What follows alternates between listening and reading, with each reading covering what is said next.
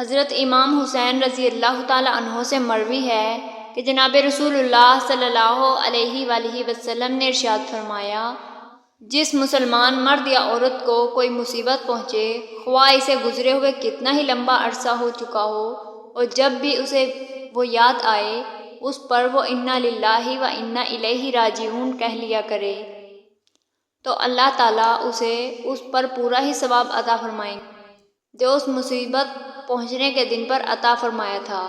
حضرت امام حسین رضی اللہ تعالیٰ عنہ سے مروی ہے کہ نبی کریم صلی اللہ علیہ وآلہ وسلم نے مجھے کچھ کلمات سکھائے ہیں جنہیں میں وتر میں پڑھتا ہوں۔ مسند احمد حدیث نمبر 1664۔ حضرت ابو الہوراء سعدی کہتے ہیں کہ میں نے حضرت امام حسن رضی اللہ تعالیٰ عنہ سے پوچھا کہ آپ کو نبی کریم صلی اللہ علیہ وآلہ وسلم کی کچھ باتیں بھی یاد ہیں؟ انہوں نے فرمایا کہ مجھے اتنا یاد ہے کہ ایک مرتبہ میں نے صدقہ کی ایک کھجور اٹھا کر اپنے منہ میں ڈال لی تھی۔ نبی کریم صلی اللہ علیہ وآلہ وسلم نے تھوک سمیت اسے باہر نکال لیا اور اسے دوسری کھجوروں میں ڈال دیا۔ ایک آدمی کہنے لگا کہ اگر یہ کھجور کھا لیتے تو کیا ہو جاتا؟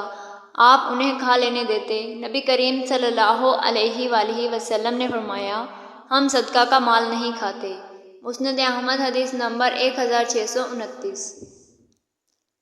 محمد بن سیرین رحمۃ اللہ کہتے ہیں کہ مجھے معلوم ہوا کہ ایک مرتبہ حضرت امام حسن رضی اللہ تعالیٰ عنہ اور حضرت ابن عباس رضی اللہ تعالیٰ عنہ کے سامنے ایک جنازہ گزرا۔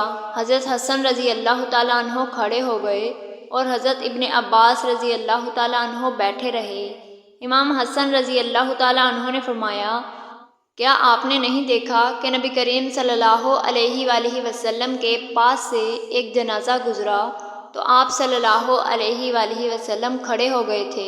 انہوں نے کہا، کیوں نہیں، لیکن بعد میں آپ صلی اللہ علیہ وآلہ وسلم بیٹھے رہنے لگے تھے۔ مسند احمد حدیث نمبر 1639۔ حضرت امام حسین رضی اللہ تعالیٰ عنہ سے مروی ہے کہ جناب رسول اللہ صلی اللہ علیہ وآلہ وسلم نے ارشاد فرمایا، سائل کا حق ہوتا ہے اگرچہ وہ گھوڑے پر ہی سوار ہو۔ مسند احمد حدیث نمبر 1640۔